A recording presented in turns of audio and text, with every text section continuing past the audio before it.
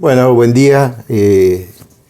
Usted siempre está mirándonos, escuchándonos, leyendo el Diario de La Pampa. En esta oportunidad nos ha recibido en su propio hogar, en su propia casa, el profesor Oscar Nocetti, que seguramente cuando comience a ver las primeras imágenes lo va a reconocer instantánea y rápidamente. ¿Cómo le va, profesor? Buen día. Gracias por recibirnos. No, es un placer recibirlo aquí. Bueno, tantas cosas para conversar, inclusive antes de comenzar esta entrevista que estamos pregrabando para el Diario de La Pampa. Hablamos del cementerio de los elefantes, hablamos de la necesidad de ir a consultar también a los elefantes que se van para el cementerio, sobre todo en momentos tan cruciales y tan importantes desde el punto de vista del análisis político, pero desgraciados, lamentablemente, que estamos viviendo, porque nuevamente nos encontramos, como decíamos recién, en un ida y vuelta, usted usó una metáfora antes de esta nota, que era como los zapallos en un carro. Claro. Vamos de un bandazo al otro. ¿Sí? Bueno, eso es propio de un país sin una estrella polar definida. Nosotros no tenemos un sistema político consolidado. Es un sistema político que, como los camellos blandos, le sale la joroba en cualquier lado. Eso decía siempre mi padre. Dice, la Argentina es como un camello blando, donde todavía las jorobas no se le han definido. Entonces un día la joroba le sale en un lado, la joroba le sale en el otro. Nosotros no somos un país consolidado políticamente, ni económicamente, ni sabemos cuándo ese fenómeno se va a dar. Entonces eso se refleja en la política y se refleja en la economía. Nada es un país de incertezas. Los argentinos nos hemos acostumbrado a vivir en la incerteza. Usted no sabe cómo le va a ir de acá a 5 años. No hay manera. No sabe con qué corriente política va a tener usted que fatigar su acción como empresario, en el caso suyo, de acá a 3 años. No sabemos si Milei va a estar el año que viene. Se habla de meses, se habla de semanas incluso. Bueno, eso no es normal. Y somos un país que nos hemos acostumbrado a vivir en la anormalidad. Y eso hace que el pueblo argentino sea un ejemplo de la picaresca española. Es decir, aprender a vivir con picardía en un mundo donde todo es incierto. Y esa picardía a veces se gesta como deshonestidad. Y creo que en algunos aspectos hay mucha gente deshonesta en el poder. Mucha gente que ha traicionado las expectativas del pueblo desde hace mucho tiempo.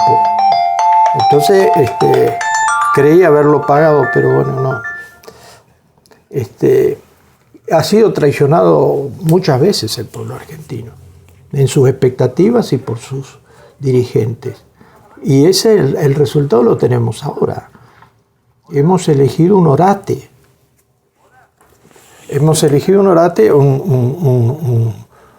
Un loco, que no debiera haber sucedido. Entonces, ¿cómo salimos de esta?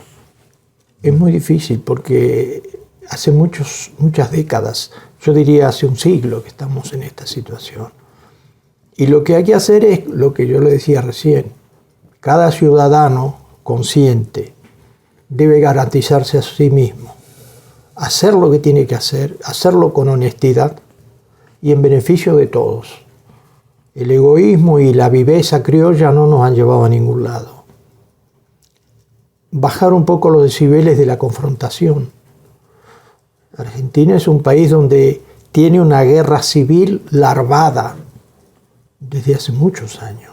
No es una guerra civil con armas, pero sí es una guerra civil política, es una guerra civil económica, donde se confronta y se gana y se pierde según en el sector donde usted está. Pero Argentina, nos guste o no nos guste, está en guerra civil desde hace mucho tiempo. Y a veces con consecuencias muy duras, como los desaparecidos, como las cosas que nos han pasado y han sido terribles.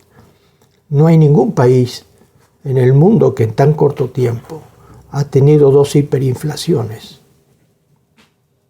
Las hiperinflaciones son catastróficas para un pueblo. Fíjese que en la última nos dejó en la prehistoria. ¿Cómo en la prehistoria? Porque nos dejó sin moneda. Volvimos al trueque.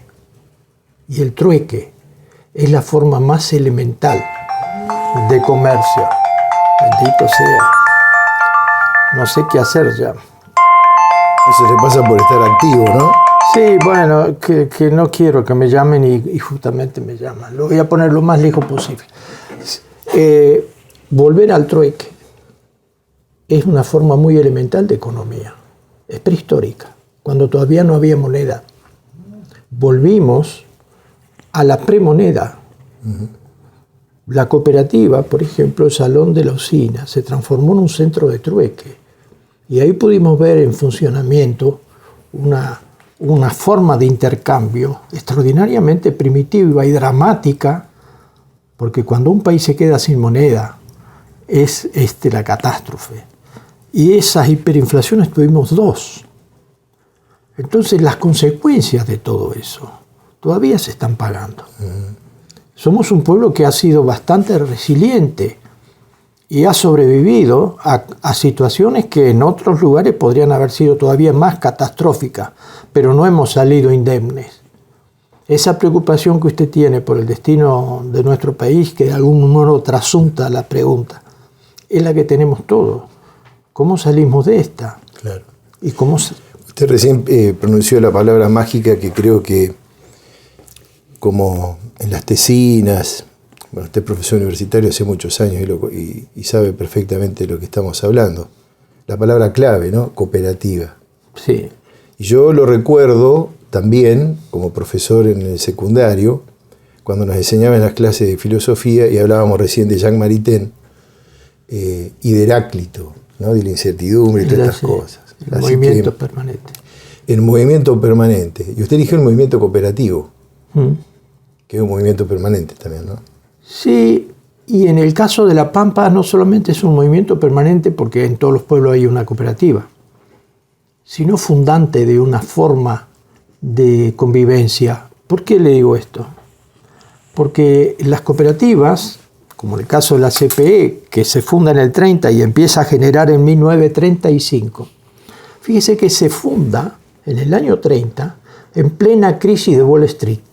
Claro. La famosa crisis del 29-30, cuando todo el mundo entró en una crisis severa, acá un grupo de ganapanes, 4 personas, deciden crear una cooperativa para competir, pensando lo que era Santa Rosa entonces, y quitarle el servicio a una empresa monopólica extranjera, que era la Sudan. Van contra una corporación internacional, 4 ganapanes de Santa Rosa, en un momento de la crisis de Wall Street, donde todo se había detenido y todo era catástrofe en el mundo entero. Esto parece muy loco. Esto me hace acordar a los abejorros, los moscardones, sí, que según las leyes de la aeronáutica, diríamos, no debieran volar. ¿Por qué? Porque la relación que hay entre el peso y el tamaño de sus alas es incorrecta. Entonces, según las leyes de la aerodinámica, el moscardón, por el tamaño de sus alas y el peso que tiene, no debiera volar, según esas leyes. Pero vuela. Seguramente el moscardón no sabe aerodinámica y vuela. Estos 4 ganapanes que fundaron la cooperativa son como los moscardones. No entendían lo que significaba la crisis de 1930 y el enemigo que tenían en 30. O sí lo entendían y aún así siguieron adelante y fundaron la cooperativa que hoy tenemos, que es un orgullo de todos los santarroceños y de los pueblos interconectados. Esa cooperativa fue madre de todas prácticamente las cooperativas de La Pampa. Eso fue del 35 en adelante. Cuando se funda la provincia en el año 52, en gran parte de La Pampa ya había una red que sostenía la economía de los pueblos y los servicios necesarios para la calidad de vida, que lo había hecho el movimiento cooperativo. El movimiento cooperativo, como organizador de las estructuras económicas y sociales de La Pampa, como uno de los organizadores muy importantes, se había consolidado cuando se funda la provincia. Y hay dos fuerzas que están previas a la provincia, que son el municipalismo, municipalidades en todos los pueblos, y el cooperativismo. De modo tal que cuando se crea la provincia se encuentra ya con una urdimbre preestablecida que no pudo modificar y que supo aprovechar de alguna manera.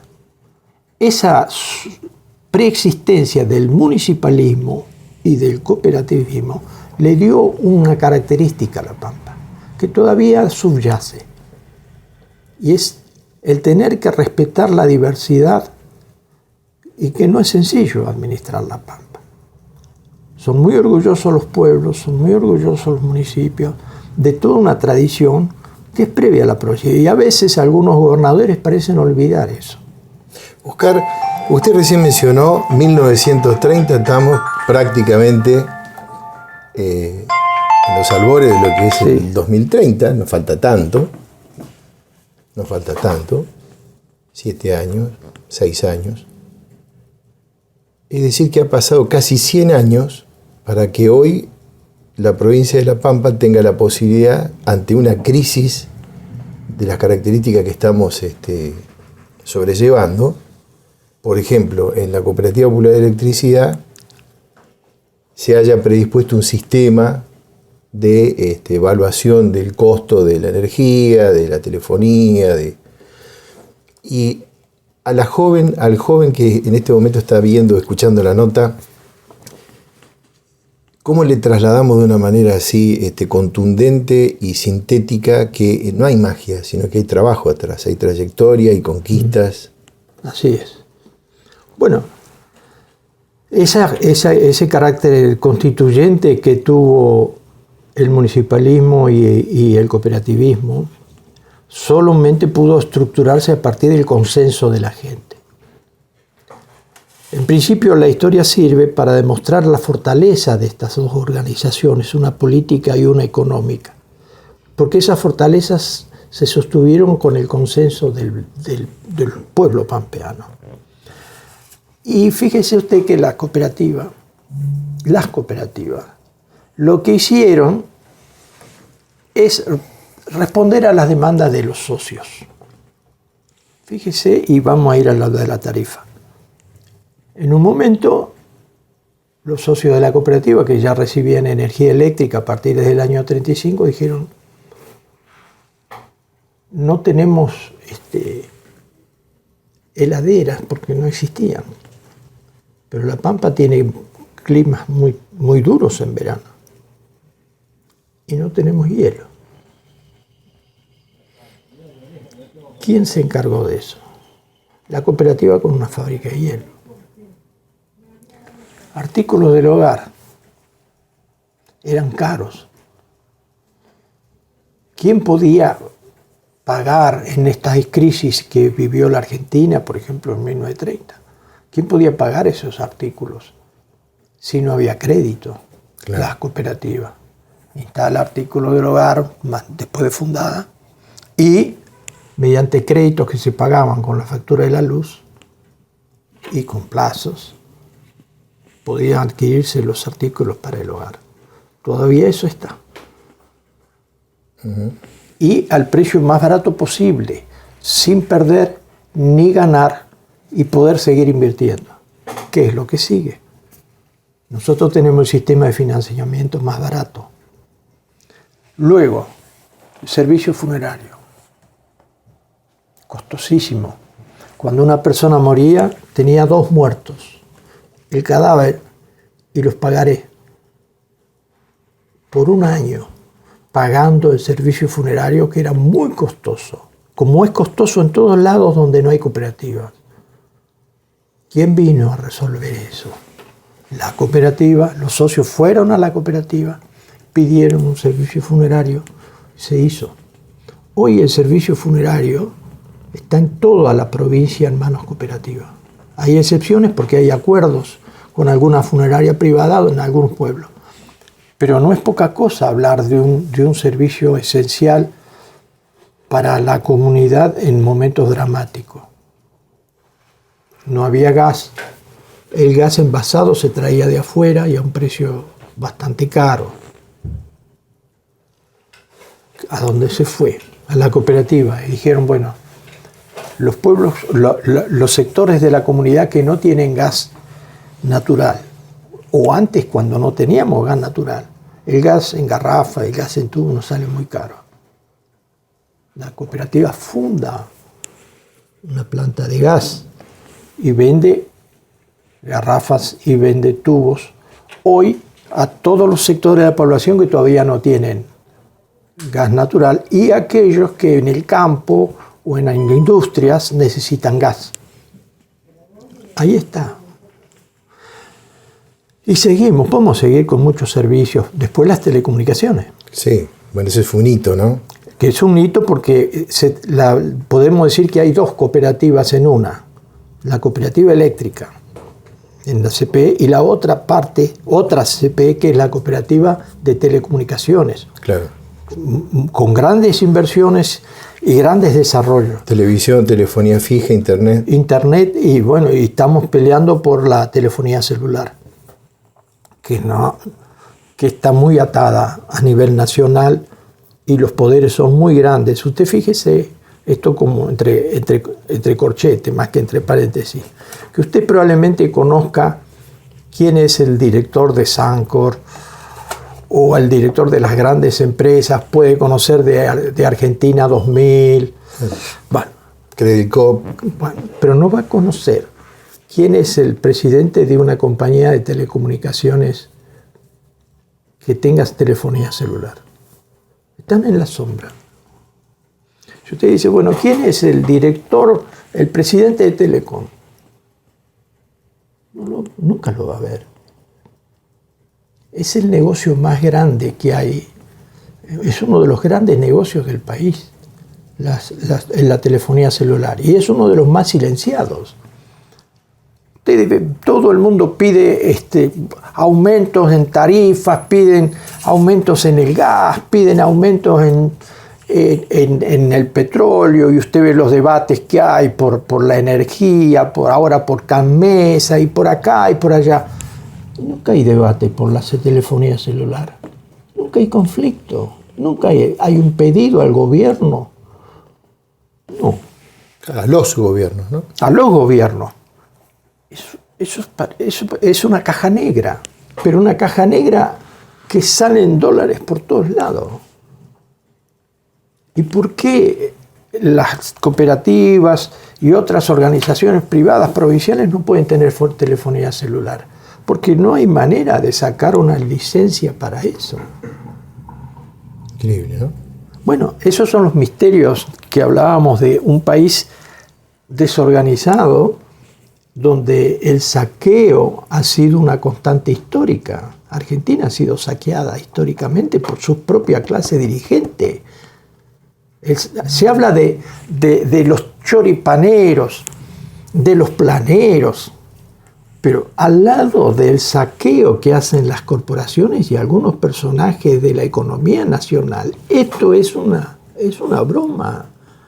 Es un país saqueado de una manera que asombra a los que están fuera, que observan y analizan la historia argentina. En ese contexto, las cooperativas, el cooperativismo, que es la cara humana, el rostro humano del capitalismo, ese capitalismo con rostro humano, es el que se ha movido para defender los intereses de la gente, creando empresas que compitan con aquellos que vienen a saquearnos, ya sea con las telecomunicaciones, ya sea con el gas, ya sea con la electricidad, como poniendo las tarifas mínimas que hagan sustentable a la cooperativa y más razonable el precio que pagan los socios. Pero somos una empresa, no hay que confundir. Las cooperativas son empresas con capital social, Claro. Empresas de carácter social cuyos dueños son los socios y a los cuales la cooperativa se debe cobrando las tarifas mínimas, el mínimo vital y móvil, claro, para que esa empresa funcione. Eso es una cooperativa. Claro, la palabra empresa, organización no es una buena palabra. No, al contrario. Hay que decir, si usted no administra una cooperativa hoy en el mundo moderno, donde tiene que hacer inversiones tan grandes, donde tiene que planificar a mediano y largo plazo, donde tiene que responder sus inversiones a los balances y a los resultados económicos que usted tiene y financieros. Claro. Si usted no administra eso, y eso se administra como una empresa, pero sabiendo de quién es la empresa y qué fines tiene la empresa. La empresa es de la gente y los fines son servir a esa gente. Si usted no olvida eso, no hay problema en aceptar, como de hecho hay que aceptarlo, que la cooperativa es una empresa de carácter social. Oscar Nocetti, obviamente, como todos nosotros, nació en un lugar, creció, se desarrolló. Usted recién hablaba de los corchetes. Me gustaría en un paréntesis que nos contara un poquito sobre su biografía personal y fundamentalmente cómo pudo ensamblar en los más años de vida que tiene de los que representa. Se lo dije fuera del micrófono y lo veo bien, lo veo muy bien. ¿Cómo logró ensamblar lo intelectual, lo ideológico con la gestión? Qué complicado eso, ¿no? Mire, sí que lo es. La vida de cada uno de nosotros es mitad esfuerzo y mitad azar. Si uno no analiza el rol que tiene el azar en su vida, se está equivocando. Usted puede esforzarse muchísimo, pero si el contexto no lo ayuda y el azar no está a su favor, puede no prosperar nunca. En mi vida jugaron dos cosas, el esfuerzo y el azar. Y lo acepto de buen grado porque yo no manejo el azar. El azar viene por otro lado. Lo que yo llamo azar, que puede no ser azar. Si bien nací en Córdoba porque mi madre era cordobesa y me fue a Córdoba a que yo naciera porque tenía muchas hermanas en Córdoba, pero mis padres vivían en Arizona, San Luis. Un pueblo que mi padre, que era el responsable político del pueblo, porque era una especie de intendente, un interventor. Estamos hablando de la época del peronismo. Yo soy del 47, o sea, me acuerdo cuando Eva murió porque tenía 5 años. Soy parte de la historia, ¿no? Uh-huh. Era comisionado municipal mi padre. Y ahí crecí. Yo nací en un pueblo que mi padre, que era comisionado municipal, decía que era el culo del mundo. El comisionado municipal del pueblo. Claro. Decía que era el culo del mundo, y de algún modo lo era. Estábamos entre los Arenales y el Caldenar, en la travesía sanluiseña. Pero tenía, sobre todo mi madre, que se ocupaba de los hijos mientras mi padre trabajaba. Los hijos de esa época somos hijos de la madre. Uh-huh. Y mi madre siempre se ocupaba de que no me faltara qué leer. Y como era un lector precoz, porque mi madre tenía un almacén de ramos generales que vendía diarios y revistas de la época, yo le pedí a mi hermana mayor que me enseñara a leer porque quería leer las historietas. Y me enseñó a leer antes de ir a la escuela. De manera que cuando voy a la escuela, por lo menos leer sabía. En un contexto hostil. Pero bueno, ahí me fui desarrollando y observando. Yo le voy a regalar un libro que se llama Cachito de Arizona, Historias Inauditas, que hace poco publicamos en España. ¿Por qué? Porque en ese libro le voy a mostrar cómo un niño puede desenvolverse en un ambiente que no lo favorece. Si tiene a su alrededor no más de 2 o 3 personas que lo van a salvar. Yo no soy producto de mí mismo, soy producto de un entorno que me salvó. Por lo tanto, no puedo ser soberbio, aunque algunos dicen que lo soy. No, porque yo soy producto de un grupo grande de personas que sin ellas, sin el azar, si ellas no hubieran estado ahí, la historia hubiera sido otra. Luego, después por cuestiones políticas, cuando en el 55 cae Perón, mi familia la liga. Tenemos consecuencias. Bueno, y viene un periodo de hiperinflación y qué sé yo, entonces mi familia decide emigrar a Intendente Alvear. En La Pampa. El pueblo Paquete. Claro. Yo vengo de un pueblo perdido en los montes a un pueblo que era la antítesis. Todo era limpio, impecable, y la gente y la riqueza de esa gente, nada que ver con los paisanos hacheros de Arizona. Claro. Inclusive hasta la tierra, ¿no? Intendente Alvear es claro, las principales tierras de La Pampa. Las mejores. Entonces llega un ambiente mucho más estimulante, pero muy diverso. Y todo el costo que yo pago de adaptarme ahí fue muy grande. Pero además en un colegio extraño, porque termino la escuela primaria en Arizona, nos mudamos a Intendente Alvear en parte porque yo tenía que seguir estudiando, y entro en un colegio secundario, pero regenteado por monjas. El colegio aquí, que debe ser único en el país. Un colegio de varones, exclusivamente de varones. Estaba el colegio Egui de la Sagrada Familia, que era de mujeres, de chicas, y el colegio con Nuestra Señora Luján, en realidad se llamaba, que era de varones, pero regenteado por monjas. Otra curiosidad. Muchas de esas monjas fueron, o por lo menos algunas, las que determinaron, con sus discusiones teológicas, si éramos rebeldes, como es normal, los adolescentes, entonces discutíamos sobre el fundamento teológico del cristianismo. Discutíamos y les discutíamos a las monjas cuestiones teológicas. A veces duramente. De castigo 2 años me hicieron llevar religión. Nadie se llevaba a religión. ¿Cómo usted no va a probar religión? Pues yo 2 años seguidos no la probé. Ahí empezó a aparecer el filósofo. Claro. ¿Y después qué hago? Termino el secundario y voy a filosofía. Claro.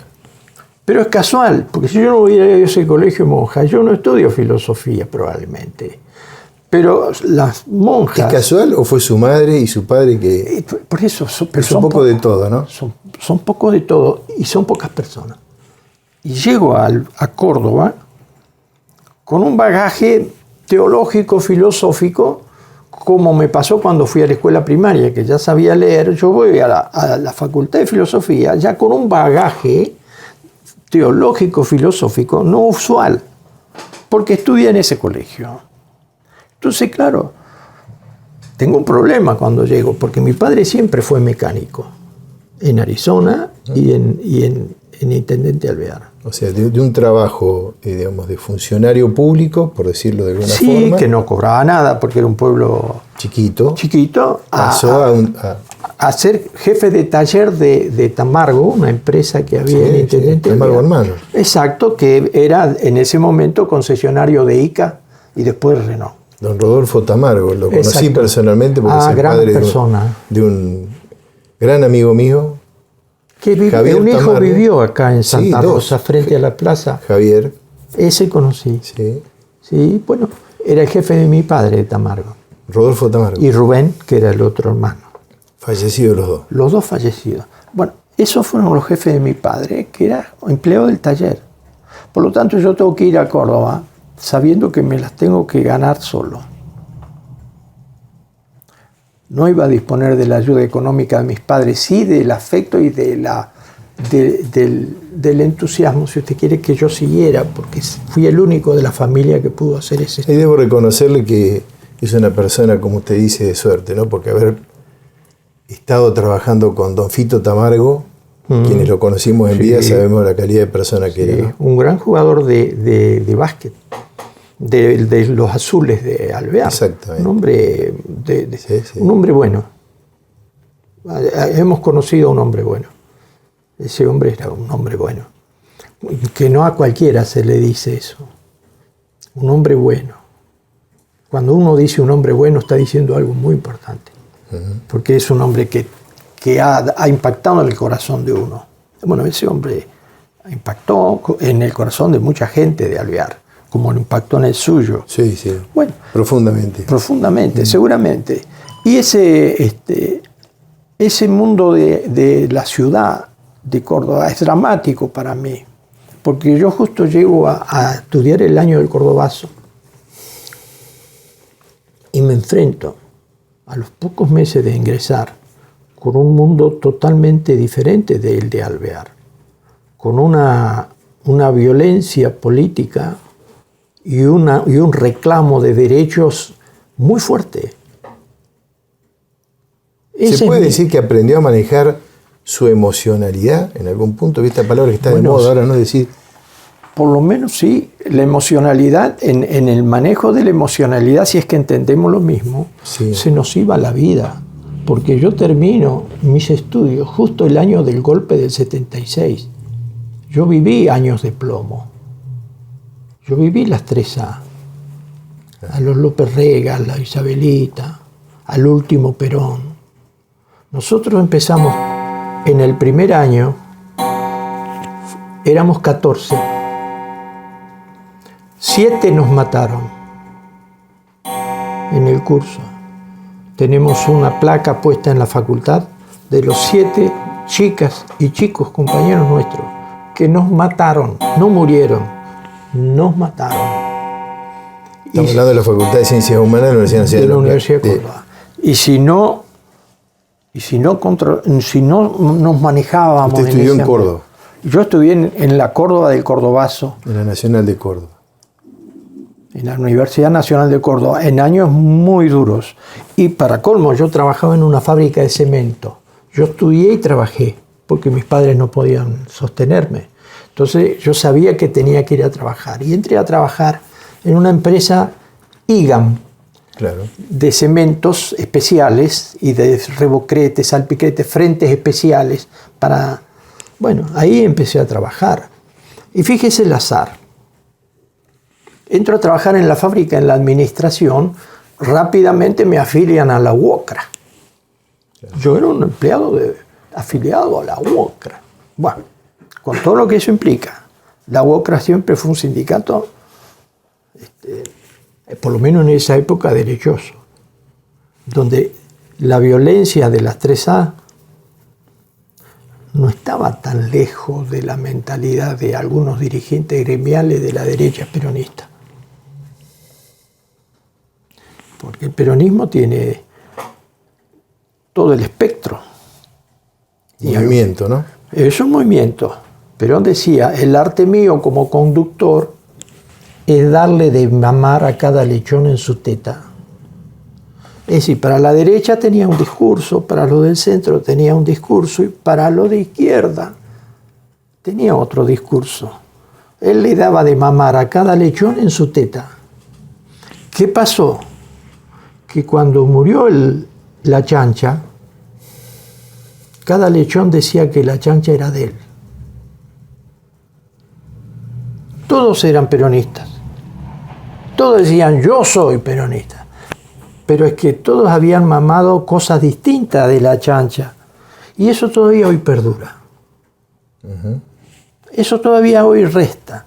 Si no entendemos el peronismo, no entendemos a Perón, no entendemos el peronismo. Un pragmático como era él. Entonces, ¿qué pasaba? El gerente preguntó una vez, ¿quién sabía de Campos? Yo de Campos no sabía nada, no tenía relación con la gente de Campos. Pero como él sabía que yo venía de La Pampa, y quizás sabía otras cosas que no le gustaban o sí de mí, de una fábrica grande estamos hablando, me señala y me dice, ¿usted sabe de libros de aparición? Y yo, como vi cómo venía la mano, le dije sí. ¿Sabe de libros de vacunación? Sí. ¿Sabe llevar un parte diario? Sí. Nunca había llevado un parte diario. Bueno, dice, va a ir a trabajar a una estancia de 10.000 hectáreas. 10.000 hectáreas. Un número, ¿no? En el Valle de Punilla. Y hoy, ¿quién tiene 10.000 hectáreas? El dueño de la IGAM. De apellido Bardén. Y ahí fue a trabajar. El primer año que empecé a estudiar, fui a trabajar a una estancia donde era encargado de la administración y tenía que llevar todos esos libros que aprendí ahí. Y tuve contacto con gente de un poder que para mí me parecía asombroso que existiera. Por ejemplo, iba en helicóptero a la estancia a hablar con el dueño, Lanusse, que después fue presidente. Alejandro Agustín Lanusse. Que era comandante del Cuerpo de Córdoba. Yo conocí personas muy importantes allí. Los Alemann. La madre de Katia Alemann, claro, era la esposa de este hombre. Yo conocí las chicas Alemann cuando eran adolescentes. Y el papá fue ministro, ¿no? Inclusive. Sí, ministro de Economía. Claro. Bueno, ella era hermana de ese hombre. Los Alemann. Entonces, el azar. Yo no. Y aprendí ahí cómo se administra. Por eso que yo sé cómo administrar. Porque con 20 años estaba en la administración, no era el único, porque la fábrica ayudaba, la gente, los contadores de la fábrica, a administrar una estancia de 10.000 hectáreas con 80 peones, porque era estancia de sierra y necesitábamos más peones, porque los potreros eran de sierra y los animales se pasaban. Había que es una estancia diferente de un hombre rico. Entonces, a mi cargo, para pagar salarios, por supuesto teníamos un capataz que administraba a esos hombres para que trabajaran en la estancia, pero después todo lo otro, pagarle los salarios y cuando había problemas escucharlos, era tarea mía. Y yo tenía 20 años. 20 años. La primera vez que tuve gente a cargo tenía 20 años. ¿Menor de edad? Sí, y 80 personas. Porque en esa época 22 era, ¿no? La mayoría de edad. Así es, 21. Y yo tenía que estar atendiendo la relación de la estancia con 80 personas, teniendo 20 años.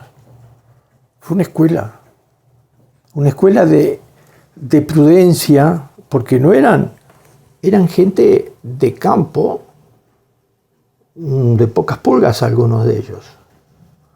Y había que tener la sensatez de hablar con un adulto que se daba cuenta que hablaba con un pendejo, pero que no tenía que actuar como pendejo.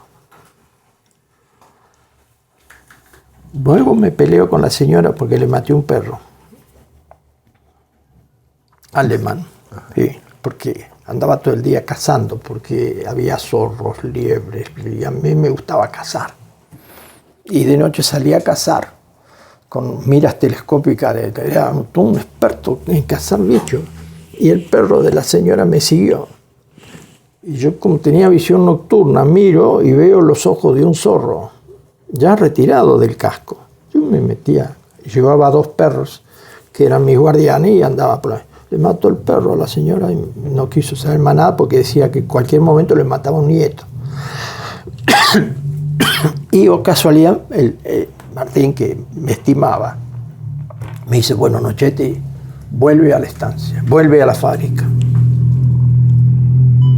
Y ahí puedo retomar mis estudios, porque en ese año y medio o 2 que estuve en la estancia me fue imposible. Ese azar de haber matado un perro y de un señor que me dijo, Nochetti, vuelve usted allá, y me permitió seguir estudiando y finalmente terminar. Pero fíjese usted, ¿cómo voy a decir que soy producto de mí mismo? Sí, en parte, claro. Pero todos lo somos, usted también. Seguramente si analiza, su vida es azarosa, porque gran parte de lo que usted es y de lo que usted tuvo a su disposición le fue dado. Claro, los que todos, ¿no? Nos ocurre a todos. Como no todos. ¿Y el cooperativismo cuándo aparece así como...? Bueno, ideas sobre organización social y política la habíamos estudiado en la facultad. Estoy hablando de los años de plomo, es decir, desde el Cordobazo hasta el año 76. Cuando se da el golpe el 24 de marzo, cayó miércoles. ¿Por qué me acuerdo? Porque el viernes yo rendía la última materia. Por 2 días. Y eso tuvo mucha importancia. ¿Por qué? Porque me cerraron la facultad. Sine die, sin tiempo. Filosofía, sociología, psicología, periodismo, que ya había la escuela de periodismo en Córdoba muy famosa en su momento. ¿Qué similitud con la realidad actual? Actual. Bueno, y cierran esas facultades y me dejan sin posibilidad de rendir la última materia. Pero no solamente eso, sino que mis compañeros y compañeras empiezan a desaparecer con más rapidez. Entonces... Estamos hablando de 1976. Claro. Y el miércoles ese fue el golpe de Estado. El 24 de marzo del 76 fue el miércoles. Yo rendí el viernes la última materia. Yo me entero porque mi hermano Horacio, que usted lo conoce, sí, mayor, claro, venía de Buenos Aires, que estaba estudiando él los primeros años de la carrera de abogacía, y con mi madre estábamos saliendo al colegio, en ese momento, el Domingo Sabio, donde usted también dio clases, yo lo tuve de profe. Y él nos decía desde lejos, ¿no? Había una estación de servicio que se llamaba ESO, ahí en la Rivadavia, ahí, Avenida San Martín, ¿se acuerda? Sí. Y nos hacía señal que no vayamos a la escuela porque estaba todo... copado. Claro, estaba todo cerrado, había claro, pelote, ¿no? Sí, sí. Así que mire usted cómo estoy poniendo, digamos... sí, bueno, paralelismo fueron por su vida. Horas y meses y años dramáticos. Tanto así que yo me escapé de Córdoba. Me vine a la casa de mi padre.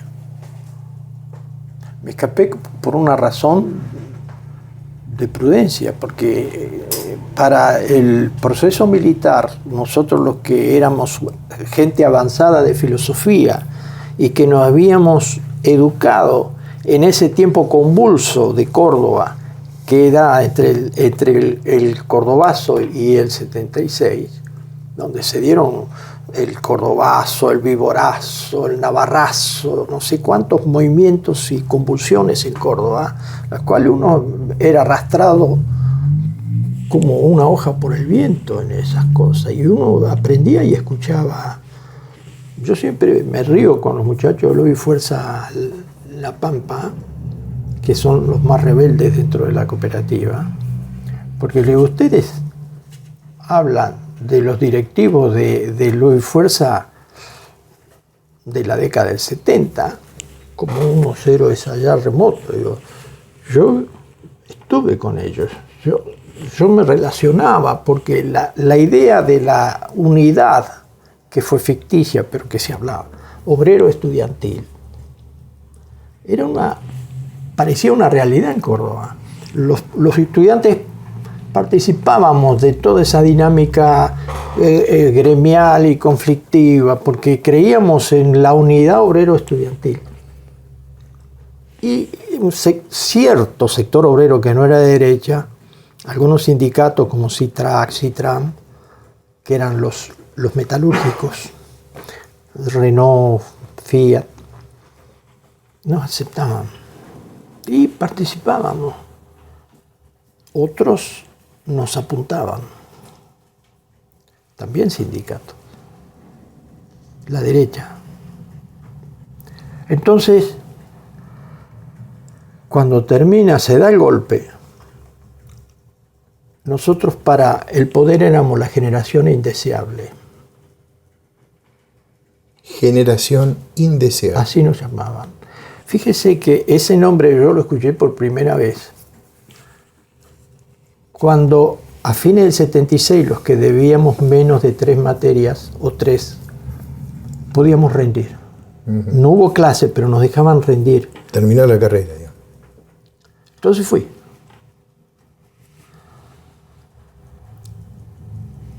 Sin barba, sin sandalias, sin nada de lo que yo había sido antes.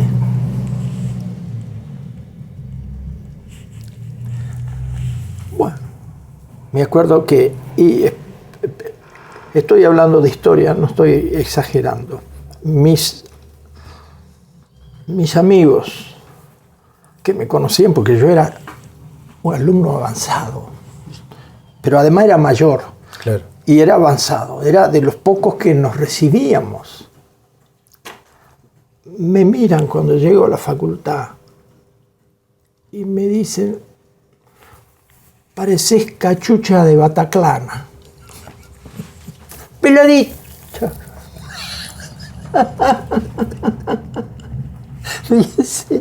Era otro. Claro. Peinadito. Un actor. No era el otro. Era una técnica de sobrevivencia, claro.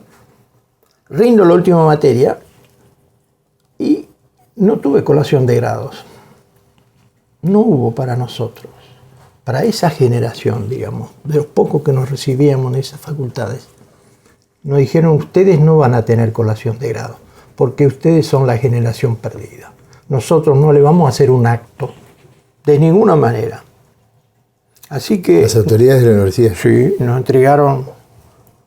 entregaron el diploma, nos llamaron para entregarnos el secretario de la facultad, un día cualquiera, a una hora cualquiera, claro. Me dice, venga, certificado. Sí, firme acá y llévese el diploma.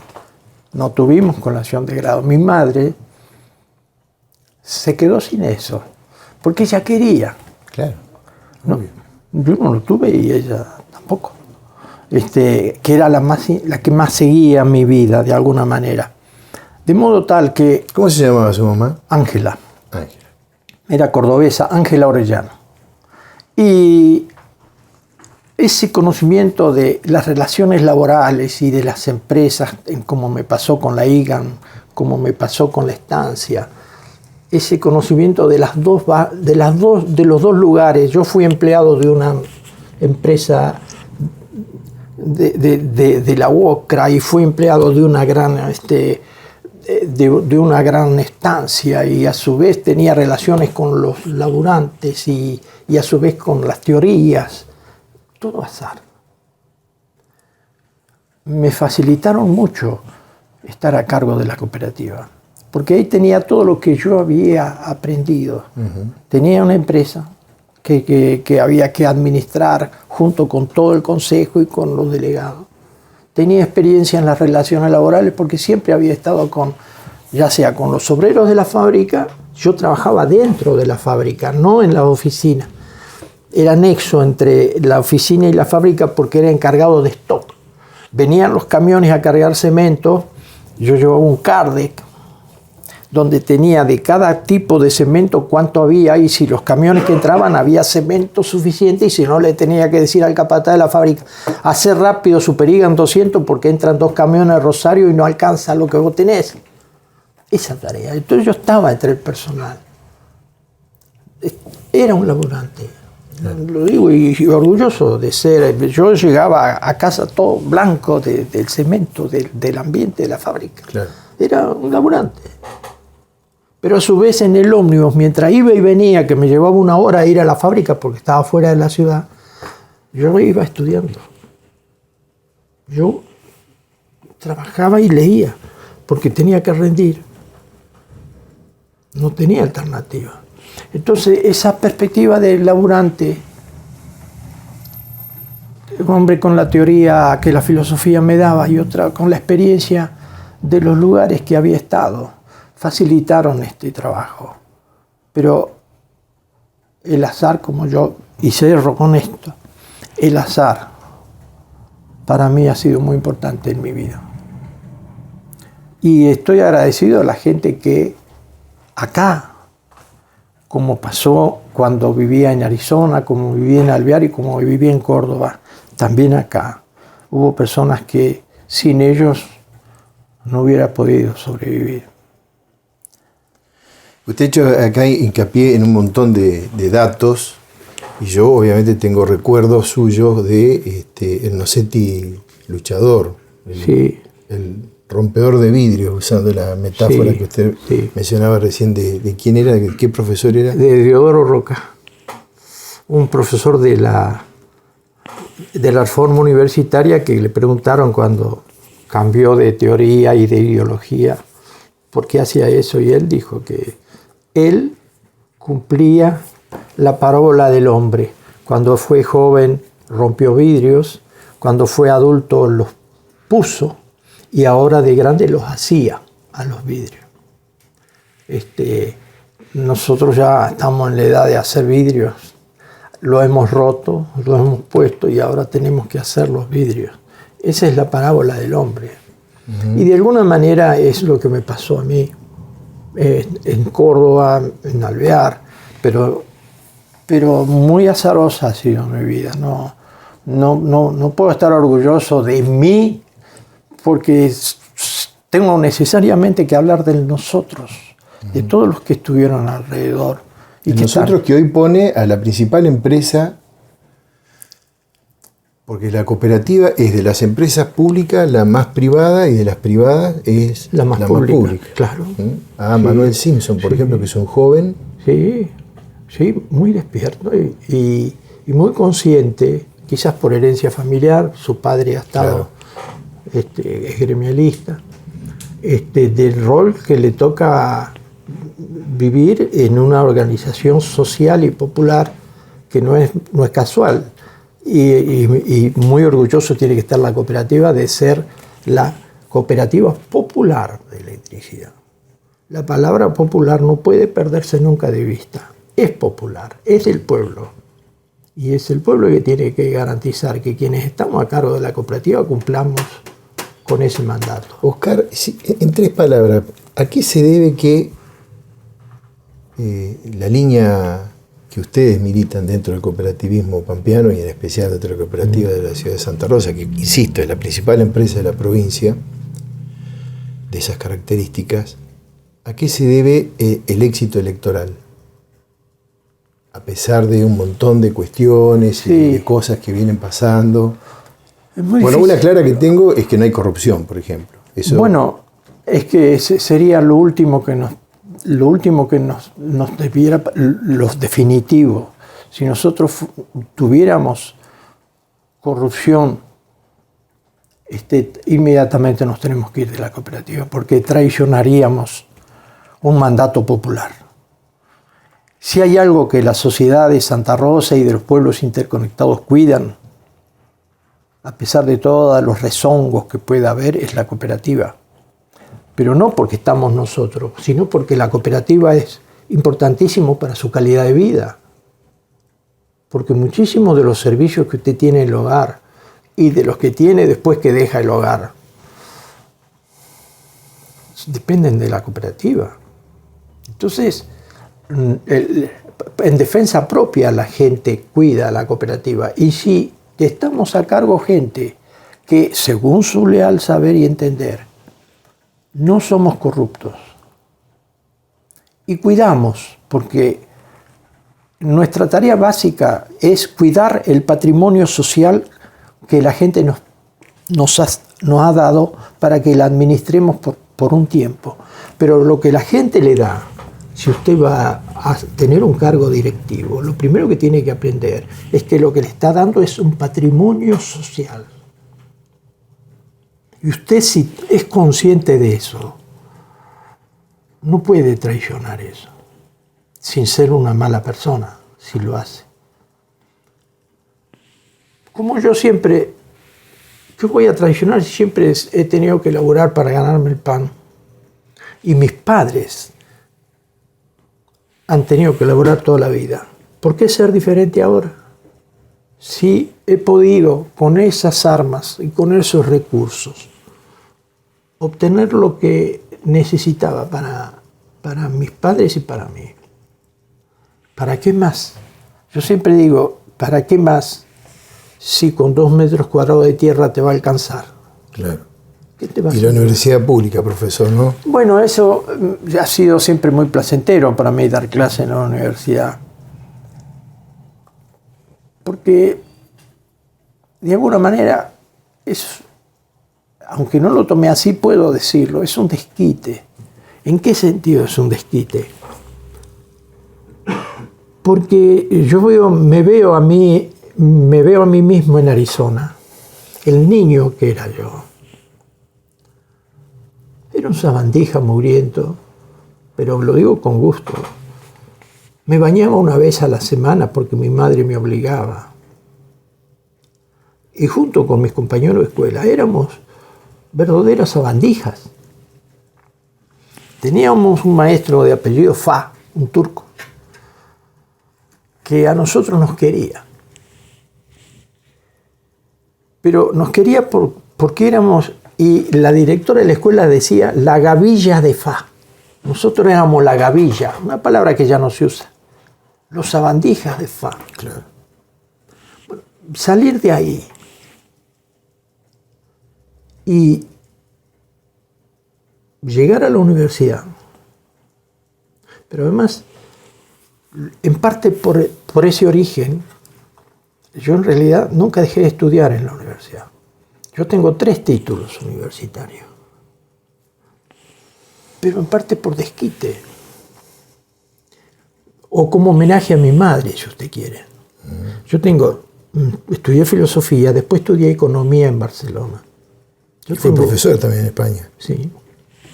Tengo un título de economista en Barcelona y en administración de empresas sin fines de lucro. No soy un improvisado cuando administro la cooperativa. Yo tengo un título académico para administrar empresas sin fines de lucro, de posgrado, que nunca lo digo porque si no parezco un tonto y además sería un tonto. Pero claro, no se administra una empresa de esta magnitud de carácter social. No es magia. No es magia. No es magia. Y después terminé un doctorado en historia. Así que tengo 3 carreras. Y yo a veces me veo como niño en Arizona y digo, ¿cómo diablo hiciste? Si no tenías nada. La Y universidad no, pública. tuve mucho. Claro. Y la universidad pública, ¿no? Tuve la universidad pública y tuve la gente que me rodeaba justo y adecuada. Sin ellos, hoy no sería casi nada. Y en esta situación hoy va a haber justamente una movilización en relación a lo que está pasando con esto de la desinversión que está provocando el Estado Nacional en el ámbito universitario nacional, salvo la UBA, ¿no? Universidad de Buenos Sí, Aires. que ahora hicieron un arreglo Claro. bajo... ¿Qué opinión, qué Mire, pensamiento sobre ese tema? hay, en mi opinión, que puede ser equivocada. Milei, como pasa en la política, es parte de azar y parte producto de las situaciones y lo que generaron los políticos y las políticas previas. Milei es un emergente que, como diría un psicólogo, los emergentes tienen que ver con lo que ha pasado antes. Milei no nació de generación espontánea. Es producto de los desarreglos que vienen desde hace décadas. Fernández, el presidente Fernández, no es el culpable, es el último de una cadena que llevó a la gente a rechazar todo o gran parte de la política anterior, producto de una catástrofe que lleva décadas de decadencia, y no importa cómo. Este hombre, con un discurso casi elemental, pero rodeado de toda una parafernalia económica de los teóricos de austríacos y qué sé yo, que en realidad a nadie le importaba eso.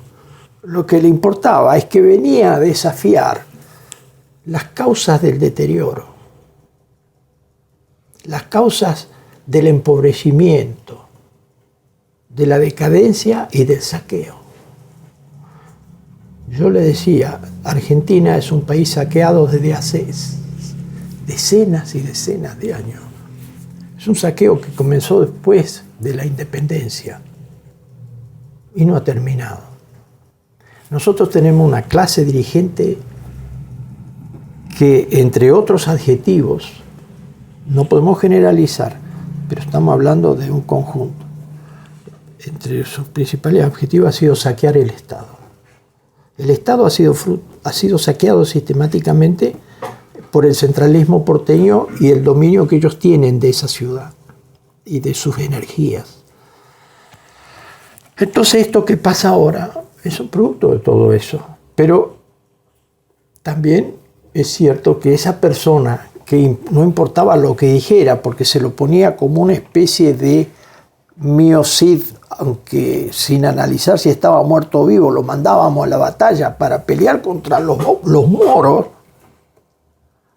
y no vieron que el miocid estaba muerto. Lo pusieron arriba del caballo y lo mandaron, porque él representaba lo opuesto a lo otro. Pero ahora nos encontramos con que el miocid es un loco. Y viene la sorpresa. Ah, pero eso no lo había visto yo. Bueno, ahora lo ves. ¿Qué va a salir de esto? No sabemos. Lo único que sí le puedo decir es que cuando hay crisis, el poder es de los mejor organizados. Cualquier estructura... Cuando hay crisis, el poder es de los mejor organizados, siempre. ¿Cuáles van a ser los más organizados? Todavía no ha cuajado. Todo es un desparramo. ¿En La Pampa igual lo ve? Yo veo que en La Pampa las fuerzas están parejas. Y eso trae no organización, sino desorganización. En general las cosas funcionan mejor cuando se sabe, cuando las batallas se definen. Una vez que se definió la batalla se puede organizar. Gane quien gane, pero que gane bien. Pero cuando las cosas están parejas y usted, por ejemplo, no tiene mayoría en diputados o tiene que andar definiendo quiénes van a una comisión y quiénes van a otra, poroteando. Esta novedad de no dar quórum. No dar quórum, por ejemplo. Claro. Cuando las cosas están parejas y las batallas políticas no se definen ni por la democracia ni por la fuerza, acá la fuerza no rige, suele ser malos periodos. Mire lo que pasa entre palestinos y judíos. Uh-huh. No se define, no hay una batalla final. Uh-huh. Y eso lleva décadas de matanzas y violaciones de derechos y horrores.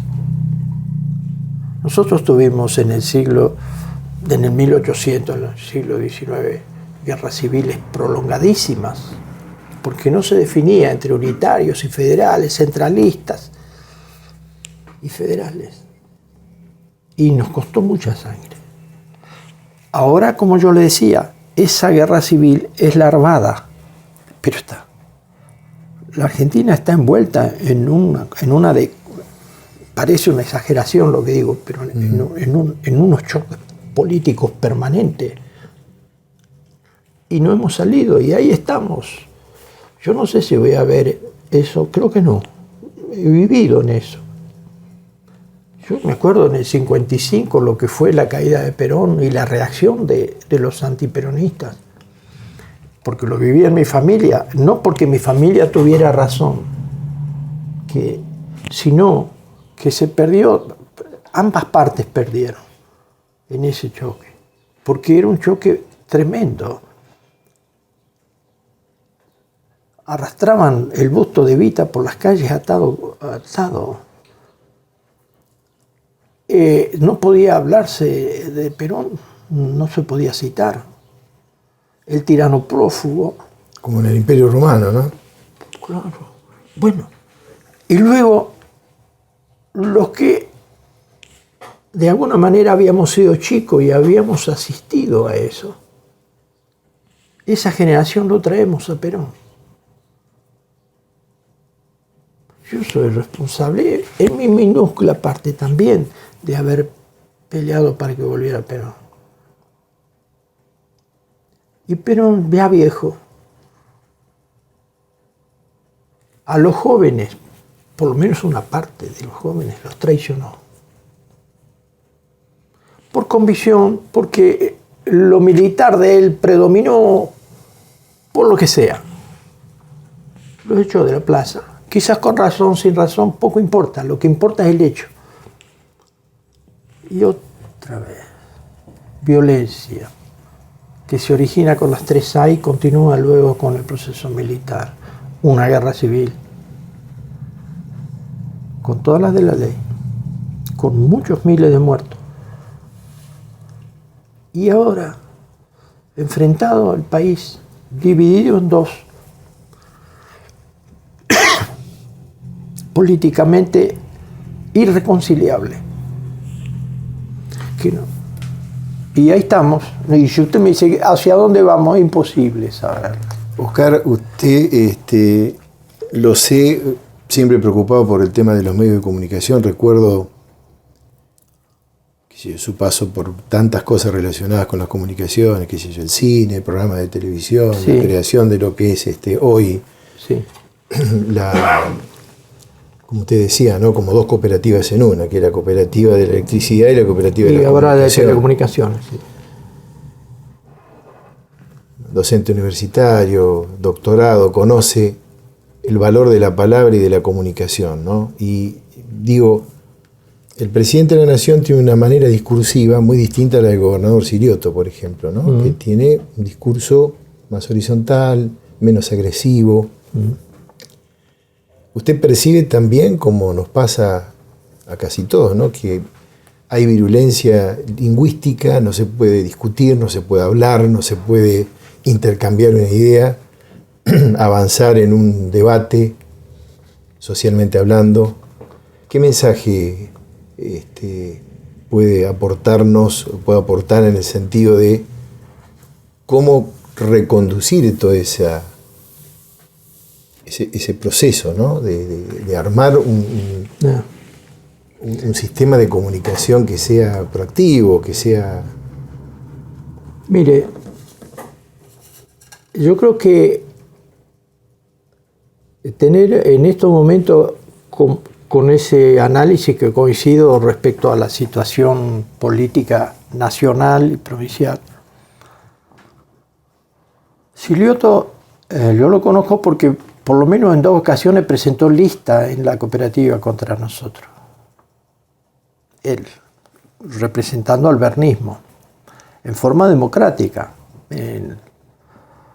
Retiró la lista en una ocasión, la otra no sé si participó o no, o sea que, digamos, desde el punto de vista de la lista celeste fue un adversario. Pero no más que eso, con todo el derecho de cualquier vecino que es socio de la cooperativa, aunque nosotros sabíamos que detrás de él había un proyecto político, que era el bernismo. Pero eso no está para decir que hoy Silioto es importante porque es un hombre sensato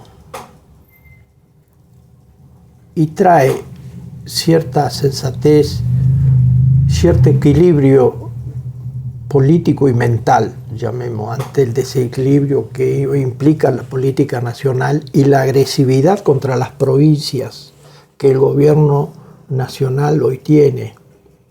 Es algo... Las provincias son previas al surgimiento del Estado Nacional.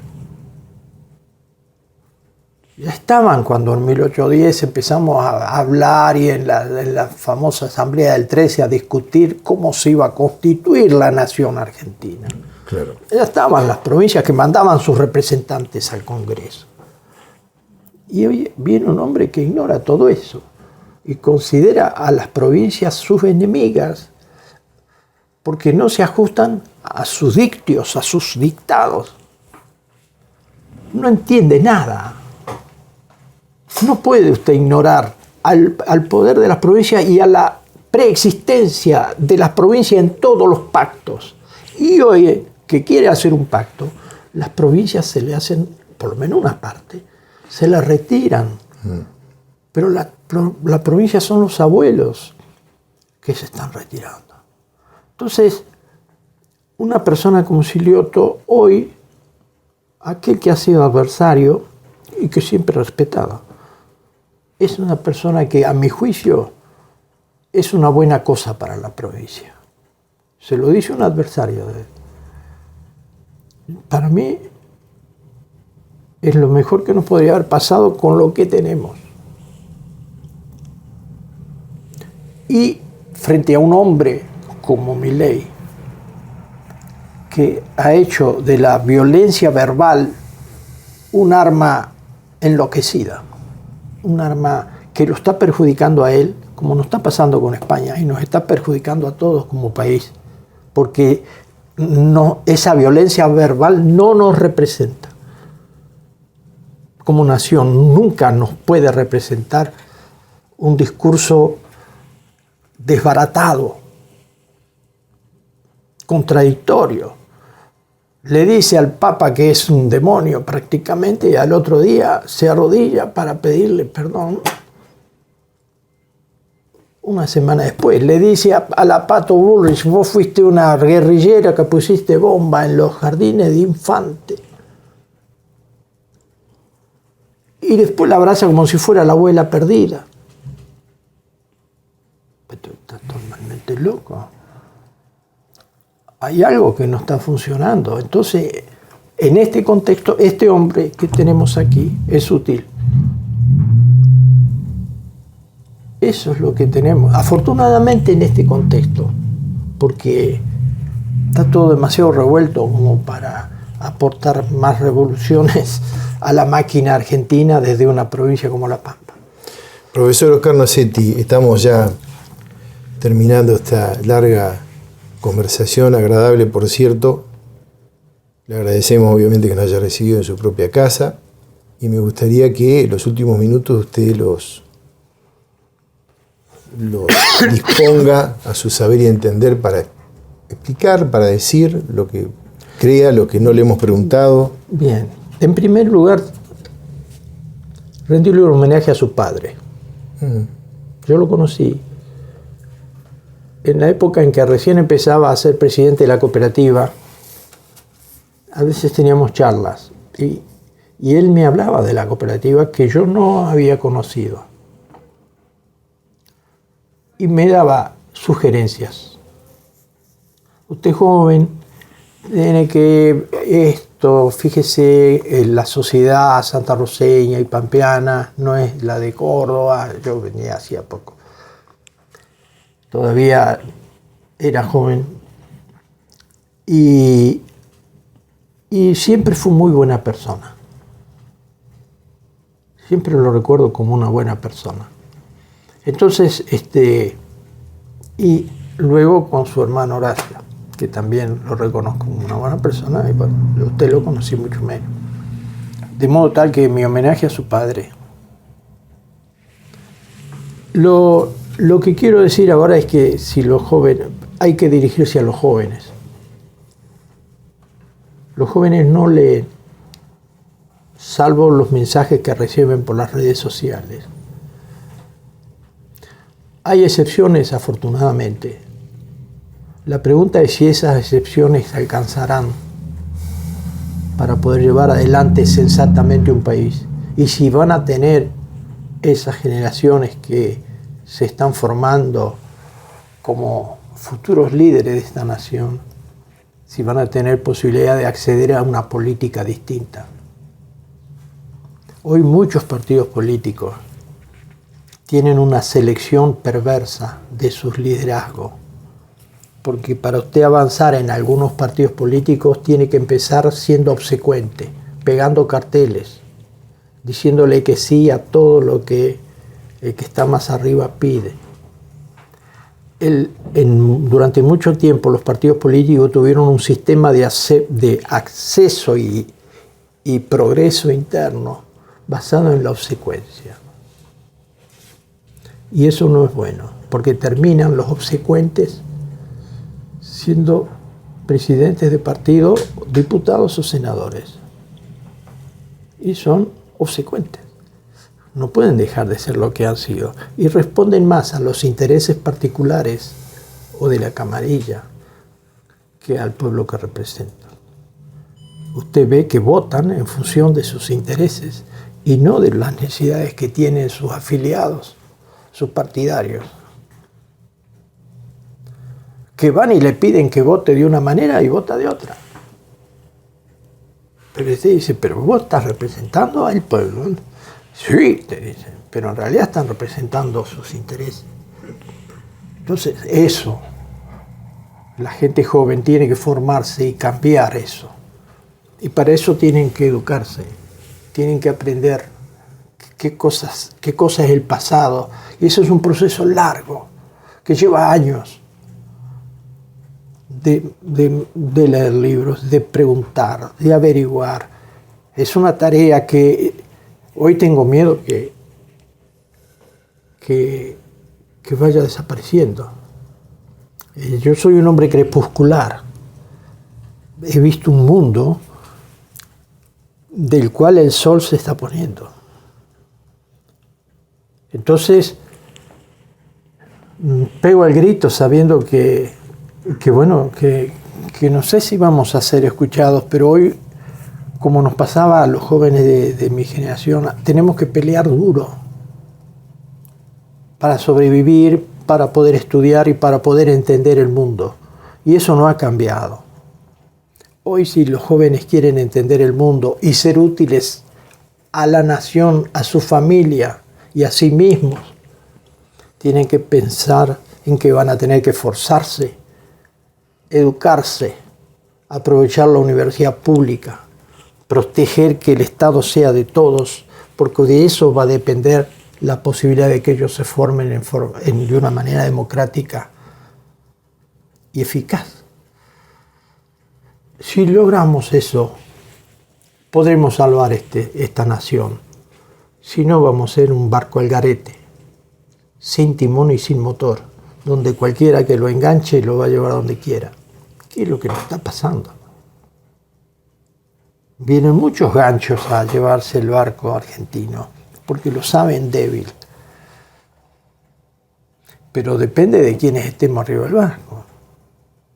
Entonces, tenemos que hacer un esfuerzo con las generaciones nuevas para que entiendan cuál es su obligación.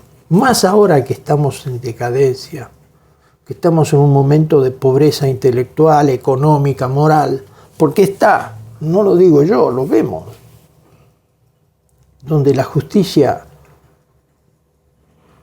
deja mucho que desear. Y es uno de los pilares del Estado argentino. Si no podemos confiar en la justicia, ¿en quién podemos confiar? Si la Corte Suprema, que tiene que cuidar la constitucionalidad de las reglas, de las disposiciones, de las leyes que votan los senadores y los diputados, están respondiendo a intereses sectoriales y a veces personales, no hay Estado, hay simulacro de Estado. Y nosotros hoy tenemos un simulacro de Estado.